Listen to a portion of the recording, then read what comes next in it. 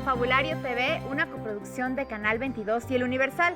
Yo soy Dalia Balp y él es mi compañero Jesús Díaz. Como siempre, es un gusto estar aquí, Dalia. Espero que disfruten de esta emisión dedicada a Cuba y a las expresiones culturales que no solo se están produciendo en esta isla caribeña, sino también más allá de sus fronteras, en un momento histórico de transformaciones.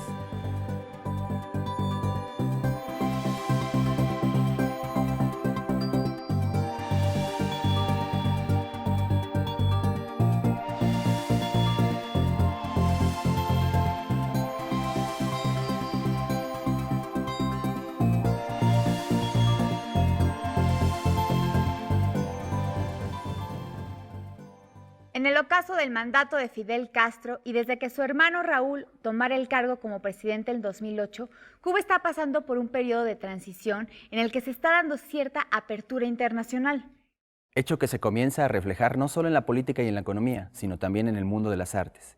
En el caso de la danza, por ejemplo, destaca Yasmani Hernández, bailarín y profesor cubano radicado en México.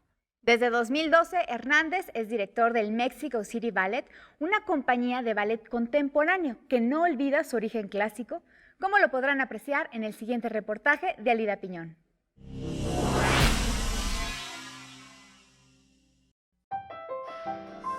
Desde la Revolución Cubana, la danza clásica ha estado ligada a la figura mítica de Alicia Alonso, quien dirige desde 1959 el Ballet Nacional. De sus filas han salido innumerables bailarines que han enriquecido a muchas compañías de diversos países, entre ellas México. Yasmani Hernández es uno de ellos. El Ballet Nacional de Cuba es una compañía icónica, no solo para la región latina, sino para el mundo, ¿no? Tiene un reconocimiento internacional muy importante. Yo creo que son los artífices de que una escuela, porque bueno, todo empieza, como ya he dicho, empieza en la formación y eso lógicamente mucho se lo debemos al gran maestro, a Fernando Alonso, que es como el padre de la Escuela Cubana de Ballet. Yasmani formó parte de la Compañía Nacional de Danza durante casi una década. Hoy es director y fundador de Mexico City Ballet, una agrupación que apuesta por la renovación del repertorio y por la modernización de la danza clásica. Él es un ejemplo de lo que el ballet cubano deberá ser en un futuro, tras la reapertura de relaciones diplomáticas con Estados Unidos y su inminente reapertura al mundo. Mexico City Ballet, somos una compañía que estamos conformados por bailarines de formación clásica. Somos clásicos en esencia, sin embargo, lo que estamos intentando es generar un repertorio en el que estén impregnados y que se pueda hacer un sello distintivo de la compañía, obras de gran plasticidad, obras en las que el movimiento contemporáneo esté implícito. Este tipo de propuestas artísticas están buscando entablar un diálogo con la sociedad de su tiempo, pero con la firme intención de no perder su raíz clásica. Son aire fresco para la escena mexicana desde Cuba y ojalá lo sean para la propia isla.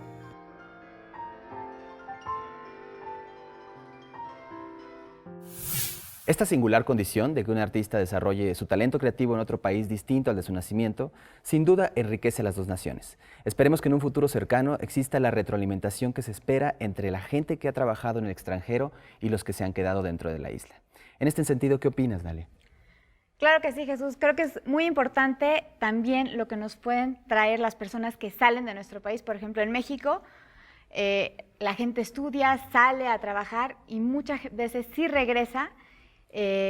Y en Cuba, pues por diferentes circunstancias del país y todo, pues la gente no puede regresar, se le dificulta. Entonces hay una fuga de talentos que, bueno, también no hay que negarlo. O sea, Cuba ha sido un punto de observación de todo el mundo en cuestión de ciencias, de artes. O sea, siempre hemos estado como atentos qué es lo que sucede en Cuba y bueno, también de ellos salen. Vamos a ver qué es lo que pasa, ¿no? En estos años. Sí, es importante lo que señalas, ¿no? La importancia de que esta retroalimentación, es decir, de que alguien que sale del país pueda regresar y tener la oportunidad de retroalimentar, ¿no? Y parece que esa apertura parece que se está dando, ¿no? Vamos a ver. Y bueno, para seguir con el tema de Cuba, la nueva cultura de nuestro vecino, vamos con Janet Mérida y una recomendación muy especial para nuestros oídos. Muchísimas gracias, Jesús, Dalia. Y bueno, cuando en México hablamos de la música que se hace en la isla, sin duda pensamos en el son o en la nueva trova cubana. Sin embargo, estas expresiones se han enriquecido a partir de las propuestas e intereses de los más jóvenes. De ahí que debamos tomar nota de las recomendaciones musicales que hoy nos trae Vicente Alfonso.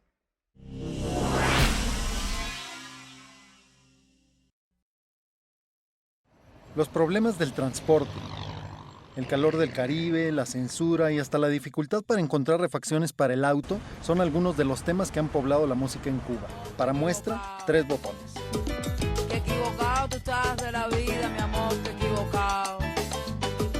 Tanto tiempo detrás de la bebida, mi amor, hay que marear. Nacida en La Habana y radicada en Canadá, Telmari Díaz se describe como poetisa del jazz y comunicadora. A diario, su primer disco obtuvo notoriedad por su estilo de rap suave que aborda la vida cotidiana en la isla. Y tú con tu socio gastando el dinero, qué equivocado. Qué equivocado que estás de la vida, mi amor, qué equivocado. Si quiere la puede cantar, si se la sabe, si se acuerda, si le gusta.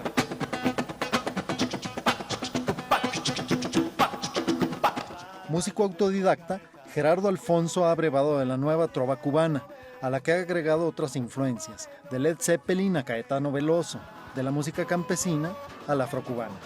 Con todos esos elementos creó el ritmo guayazón, el son de la guayaba.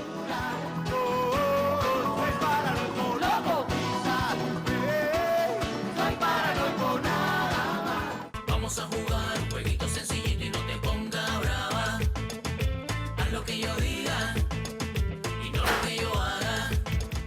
Practicantes de diversos géneros, la amplia discografía del grupo Moneda Dura ha transitado de la música popular cubana hasta el rap, con letras que permiten más de una lectura. Sin pena, otros que taladran fuerte en las orejas. Somos una masa de grasa y acero. Somos como vacas que se apuran hasta el matadero. Somos las hormigas que van al agujero. Somos una brasa de fuego. De lo popular al rap, pasando por Led Zeppelin y los ritmos afrocubanos, esta es una interesante mezcla de influencias que otorgan personalidad a la música creada por las nuevas generaciones de artistas nacidos en Cuba. Antes de ir a un corte, queremos mostrarles algunas fotografías que han sido rescatadas por el diario El Universal en el marco de su 100º aniversario, donde se puede apreciar parte del trabajo de Tina Modotti durante la década de los 20.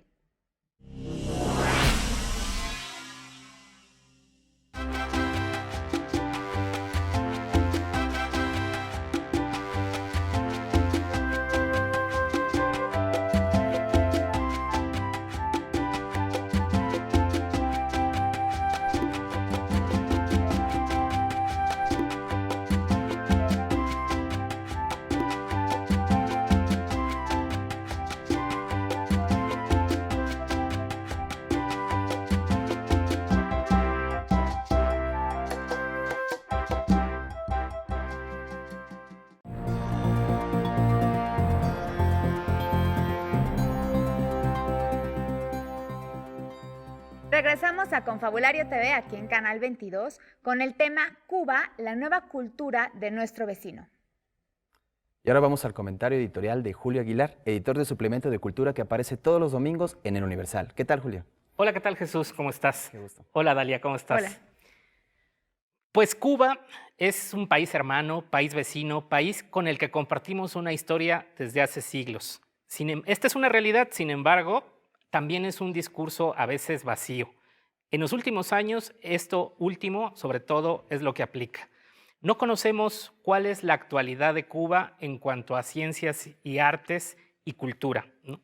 No conocemos mucho sobre lo que está pasando en la actualidad en el quehacer artístico del país, ¿no? Nos quedamos con imágenes de los años 50, con imágenes de los años 60, con nombres muy queridos aquí en México, pero que ya no nos hablan de una actualidad. Nosotros queremos acercarnos a Cuba, a nuestro vecino, para conocer su quehacer actual.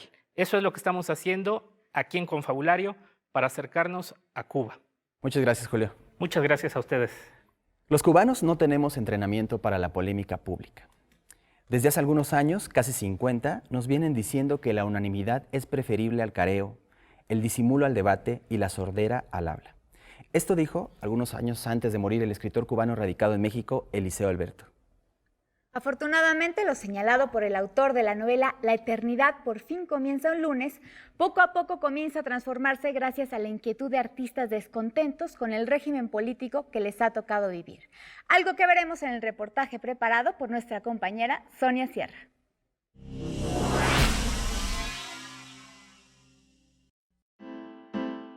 Los Carpinteros, colectivo integrado por Marco Castillo y Dagoberto Rodríguez, es referente en el arte contemporáneo de Cuba. Sus esculturas, instalaciones y gráfica están hechas con una impecable factura, con el lenguaje como tema, con humor y una profunda crítica al sistema político de su país y a sus símbolos. El faro del Morro en La Habana, que es uno de los símbolos, ¿no? Pues ese faro caído, ¿no? Son comentarios que no son de panfletos, son sutiles, refieren a toda una cantidad de cosas. Los carpinteros, Tania Bruguera, Carlos Garaycoa y Wilfredo Prieto son parte del llamado nuevo arte cubano. Es un arte que reflexiona sobre los problemas de la sociedad cubana desde dentro, de una manera a menudo profunda. Es sobre todo una reflexión acerca del fracaso de un sueño social, del fracaso de una utopía, pero pensado por gente que lo ha vivido, que ha estado allí. Los carpinteros, con un espacio de exhibición, han abierto en la isla ventanas al arte local e internacional. Durante la pasada Bienal de La Habana, inauguraron este espacio con varias exposiciones en esa casa, que no era solamente de artistas cubanos, sino también de artistas extranjeros invitados, ¿no? El de Cuba es un arte diverso. Lo fue desde los inicios del siglo XX, pero la situación política no genera todavía los cambios a que aspiran nuevas generaciones de ciudadanos y artistas.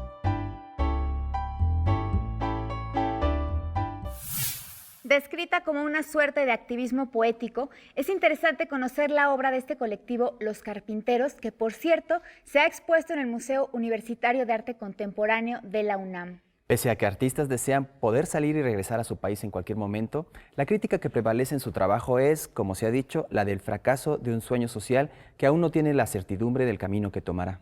Todo ello es parte del panorama cubano actual, sobre el que también nos hablará nuestra invitada de hoy, una importante galerista radicada en México desde hace más de 25 años. Los dejamos con nuestros compañeros Janet Mérida y Vicente Alfonso. Muchas gracias, Jesús. Dalia, pues antes que nada queremos agradecer la presencia en el estudio de la galerista Nina Menocal. Muchísimas gracias por estar aquí con nosotros. Gracias, Janet. Gracias a ustedes. Estamos viendo ahorita muchísimos cambios en Cuba, pero eso nos hace pensar que durante muchos años aparentemente no se movió nada. Y sin embargo, por las notas que hemos visto, sí hay un movimiento constante que sobre todo ha permanecido en las artes. ¿Es así? ¿Son las artes una especie de embajadoras? Las artes siempre han sido diferentes, han tenido un lugar muy prioritario, preponderante en Cuba desde hace muchos años. Yo creo que porque quizás Fidel Castro no le interesaban tanto en un principio, le interesaba tener más controlado lo que era la música y el sport, o sea, los deportes. Entonces, las artes, cuando era el ministro Hart, como que dejaron que hicieran lo que quisieran, y así fue, se fueron artistas muy importantes en becas que daba la Ford Foundation, la Rockefeller Foundation. Esto fue hace muchos años. Entonces empezó a haber un movimiento de arte contemporáneo en Cuba, de tal forma que desde 1980 hay una Bienal de La Habana. No sé si sabes de esto. Claro. Y es una de las más importantes en el mundo, después de Venecia, de la Bienal de Venecia. Y una de las razones es que es una bienal que fue muy diferente porque se dedicó a traer arte contemporáneo de los países periféricos, cosa que no era así, o sea, siempre era Europa y Estados Unidos las prioridades, ¿no? Occidente. Y entonces Cuba empieza con la Bienal de La Habana, se hace famosísima. Luego está la Bienal de Brasil, que también es muy buena, la Bienal de Sao Paulo, y otras, ¿no? Pero la Bienal de La Habana sigue teniendo una fuerza muy importante en las artes contemporáneas del mundo. De hecho, sabemos que tu galería organiza expediciones a esta Bienal y organiza actividades allá en La Habana. Sí, así es. Desde hace años, o sea, yo salí de Cuba a los 12 años. Regresé por primera vez a los 24 años de haber salido. Pero ahí fue un poco buscando mis raíces porque mis padres habían muerto aquí en México y al morir los dos juntos, como que me quedé un poco buscando a ver quién era yo, por qué estaba yo en México, por qué estaba casada con un mexicano y por qué tenía 3 hijas mexicanas. Eso fue en el año 82. Pero bueno, hice unos artículos sobre Cuba en el Universal, justamente en la primera plana. Entonces los cubanos me negaron la entrada. Durante 6 años estuve castigada. Tú no lo dices, pero esos artículos te valieron el Premio Nacional de Periodismo. No, fueron otros. Fueron otros. Bueno. Fueron otros mucho después. Pero bueno, esos artículos, yo tuve que hacer muchos méritos, escribí muchas cartas a Carlos Manuel de Céspedes, que era el obispo, y él tenía una relación muy importante con el Vaticano, entre Cuba y el Vaticano. Es mi primo, por 2 lados, doble. 6 años después, Carlos Manuel llega a México, se presenta en mi casa y me dice, oye, Nina, tienes luz verde, vas a poder regresar, pero ¿te portas bien? Y dije, sí. Desde entonces me porto muy bien. Y he regresado y ya empecé a conocer al movimiento cubano, de arte contemporáneo cubano, y los traje a México cuando el periodo especial. O sea, ellos tenían que salir porque no había nada en Cuba, no podían producir, y esta era la generación muy famosa de los 80s, que habían nacido en 1959, o sea, nacieron con la revolución y fueron educados por la revolución. Tuvieron esa gran oportunidad porque muchos venían de orígenes pues, muy humildes.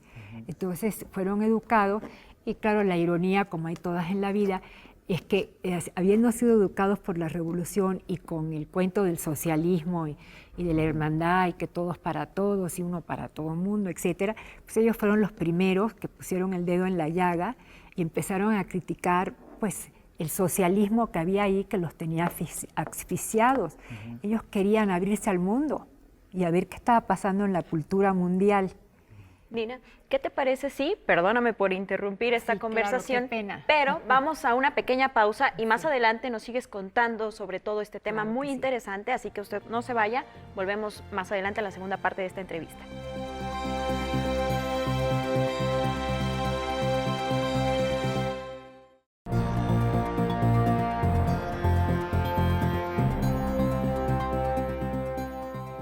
Estamos de regreso en Confabulario TV. Hemos hablado de danza, de música y arte contemporáneo. Ahora le toca el turno al cine documental cubano. En el siguiente reportaje de A Vida Aventura se aborda el reciente trabajo de Idalmis del Risco, que justamente explora los vasos comunicantes que existen entre México y la isla caribeña.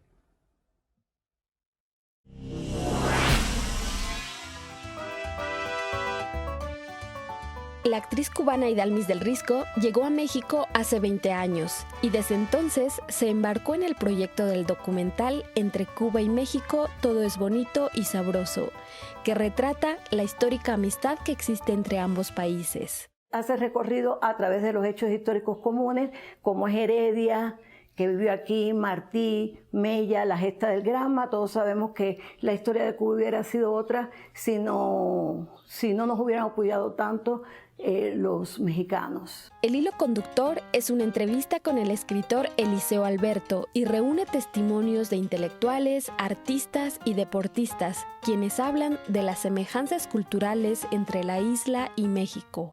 Actualmente en Cuba se vive mucho el cine mexicano todavía, o sea, a las 12 del día ponen programas de México. Los mariachis es algo que son tremendamente queridos y admirados por el pueblo cubano.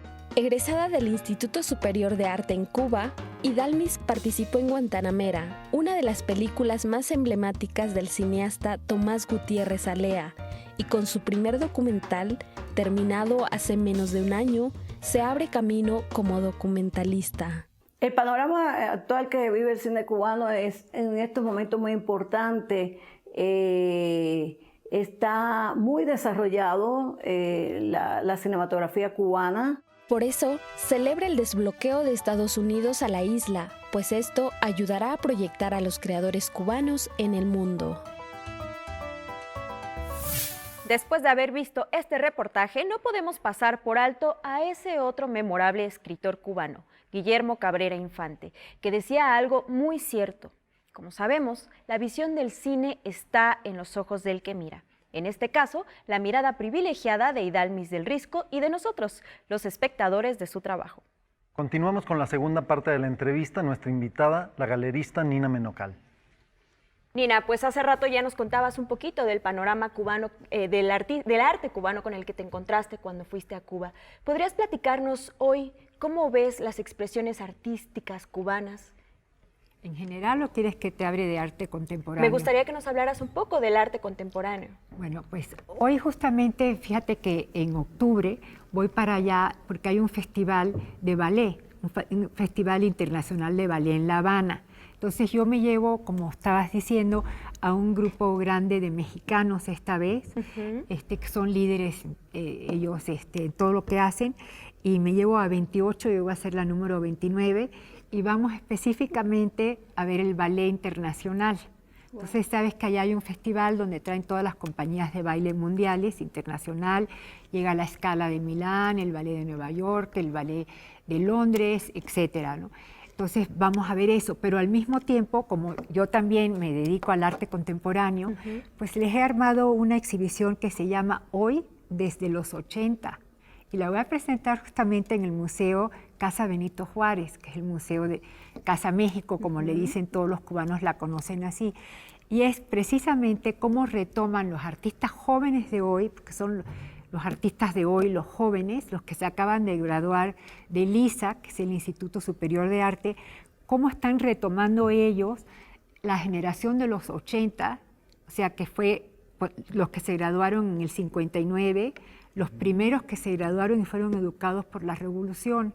Entonces ellos están retomando toda esta situación de crítica y de lucha por realmente el arte contemporáneo que es globalizado, o sea, por realmente que no se quede en una cuestión cubana, y que cuando haya las bienales de La Habana no sean nada más que vengan a ver a los cubanos, sino que vean en el arte contemporáneo un arte que es globalizado, que tiene que ver con los problemas generales universales, ¿no? Entonces hay mucho de esto, hay mucho movimiento cultural en Cuba. Un ejemplo de cómo hacer también las cosas de manera distinta lo vemos en la nota de los carpinteros, ¿no? Mucha gente se preguntaba dónde está el arte contemporáneo en Cuba, y gracias al trabajo como el que tú haces, como el que hace ese colectivo, se conocen también los nuevos lenguajes que se están llevando a las artes en Cuba. Pues fue muy importante que esa muestra llegara a México, especialmente al MUAC, al Museo Universitario de Arte Contemporáneo, que es un museo a nivel mundial, o sea, es un edificio increíble, con una altura bárbara, con unos espacios donde el arte contemporáneo puede trabajar con el espacio, porque eso es muy importante, que es el cambio del arte que que tus padres o tus abuelos estaban acostumbrados a ver, que eran los cuadros a pared, y era todo como que te lo dejaban ver, no figurativo, mientras que el arte contemporáneo tiene mucho que ver con los contenidos, con las ideas, con el espacio en el que vivimos, el sonido, el performance, y todo eso lo estamos viendo en la exhibición que ustedes pasaron. Yo vi un reportaje de ustedes, de los carpinteros en Cuba. En este caso, de los carpinteros en México, perdón.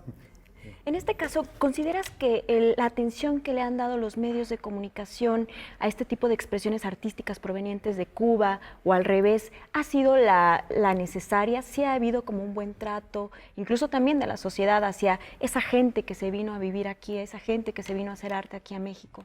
Pienso que en las artes sí, también tuvieron un reportaje ustedes sobre el ballet cubano. Uno de los bailarines que vino aquí ha fundado una nueva compañía y está dejando su huella, ¿no?, muy fuerte aquí en México. Y yo creo que en México hay una afinidad grande con México, con Cuba, y que quieren mucho los cubanos, y especialmente la cultura. O sea, y en Cuba, por cierto, muchísimo. O sea, siempre están pendientes de los canales mexicanos y de estar viendo cuáles son las películas que llegan de México, etcétera, ¿no? Ok, Nina, pues lamentablemente es muy poco el tiempo en televisión. Nos gustaría que pudiéramos platicar un poco más y que nos compartieras más de tus experiencias, pero ojalá y tengamos otras oportunidades para hacerlo. Universal lo hacemos. Claro que sí, claro que sí. Y bueno, pues muchísimas gracias por estar aquí con nosotros hoy. Gracias, Janet, y muchísimas gracias, Vicente. Muchas gracias a Nina Menocal por su participación en este programa. Y para terminar con el tema Cuba, la nueva cultura de nuestro vecino, ¿qué tenemos, Jesús? Bueno, para los lectores interesados, aquí tenemos 2 recomendaciones bibliográficas que les pueden interesar. La primera es la novela Herejes, de Leonardo Padura, editada por Tusquets.